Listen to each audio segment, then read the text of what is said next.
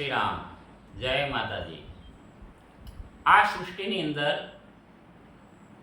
પરમ શક્તિ પરમાત્મા સિવાય બીજો કોઈ શક્તિ કાર્ય કરી શકે નહીં.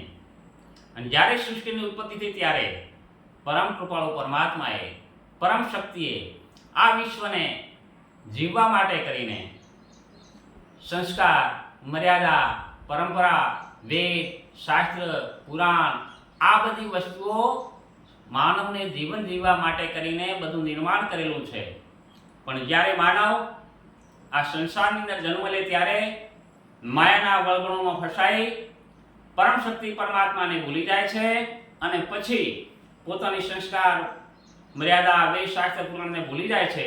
અને ત્યારે આ પરમ શક્તિ પરમાત્મા કેવું કાર્ય કરે છે અને એમને શું કહે છે એના વિશે સ્વરચિત એક કાવ્ય એ વૃત્તિ બદલે વિકાર વધે અને માનવતા મરી જાય છે, પણ સંસ્કાર શાસ્ત્ર ભૂલાય ત્યારે એ આ પ્રકૃતિ પણ શરમાય છે. स्वार्थ दगा दंगल देखी, स्वार्थ दगा दंगल देखी अनिया धराय कळाय छे, अनित्य त्याचार थी ए પછી ધરતી કંપ થાય છે. ઈશ યાદ આવે નહીં, ઈશ યાદ આવે નહીં અને ધનજી આમ વધી જાય છે.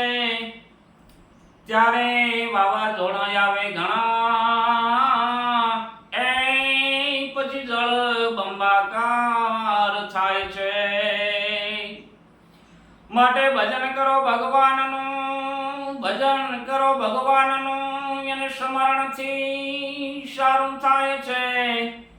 પણ સમ દ્રષ્ટિ સ્નેહ થકી એ ધનજી મારું નામ રાજી થાય છે. જ્યારે મનુષ્ય પોતાના અને પોતાની તમામ મર્યાદાઓ વટાવી જાય અને પરમાત્માને ભૂલી જાય ત્યારે પરમ શક્તિ પરમાત્મા મારો રામ રાઘવ એમને ઠપકો આપે છે અને એમ કહે છે કે હે માનવો, આ સૃષ્ટિનો સર્જનહાર હું છું. મેં જે તમારા જીવન માટે મર્યાદા, સંસ્કૃતિ, પરંપરા, વેદ, શાસ્ત્ર બધું મૂક્યું છે, પણ છતાં એને તમે વળગી રહેતા નથી અને એને અનુસરતા નથી. તો હવે મારી શક્તિ તમે જોઈ લો, હું મારામાં કેટલી શક્તિ સમાયેલી છે એનું તમને પ્રદર્શન કરી આપું. ત્યારે પરમ કૃપાળુ પરમાત્મા એમને કહે છે કે મારી શક્તિ કેટલી છે. ધ્રુજાવી ધરણી ખળભળાટ મચાવું, ધ્રુજાવી ધરણી ખળભળાટ મચાવું, હલાવી 14 બ્રહ્માંડ 10 દિક્પાલ ડોલાવું, ફેરવી ગગન મંડળ સૂર્ય ચંદ્રને પણ ઝુકાવું, આકાશ પાતાળ ભેગા કરીને બે પડ વચ્ચે દબાવું. પરમ શક્તિ પરમાત્મા કહે છે કે જેમ ઘંટીના બે પડની વચ્ચે એક અનાજનો દાણો પીસાઈ જાય છે, એમ જો હું મારું રૌદ્ર સ્વરૂપ બતાવું ને ભાઈ, તો આકાશ ને પાતાળ બે ભેગા કરીને આખી સૃષ્ટિને એની વચ્ચે રગદોળી નાખું, પીસી નાખું.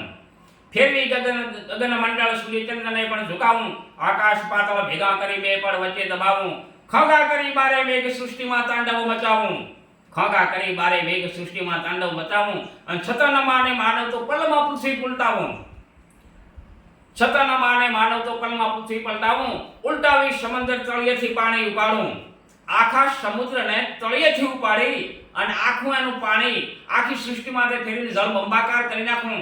એટલે કે ઉલટાવી સમુદ્ર તળિયેથી પાણી ઉપાડું અને સમજે શું માનવ ધોળા દિવસે તારા દેખાડું.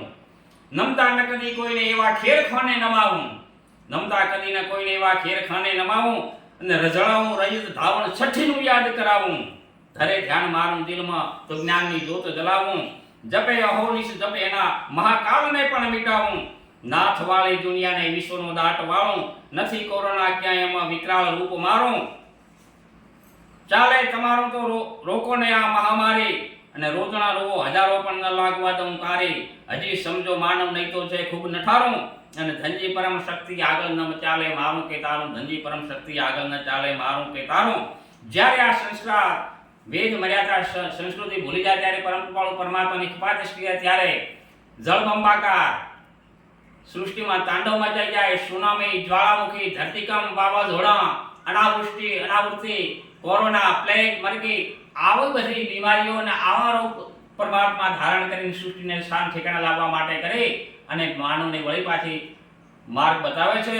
એટલા માટે કીધું કે આ પરમ સૃષ્ટિ પરમાત્માનું પરમ શક્તિની જે તાકાત છે ભાઈ એના આગળ કોઈનું ચાલતું નથી. માટે રામનું ભજન કરો. જય શ્રી રામ, જય માતાજી.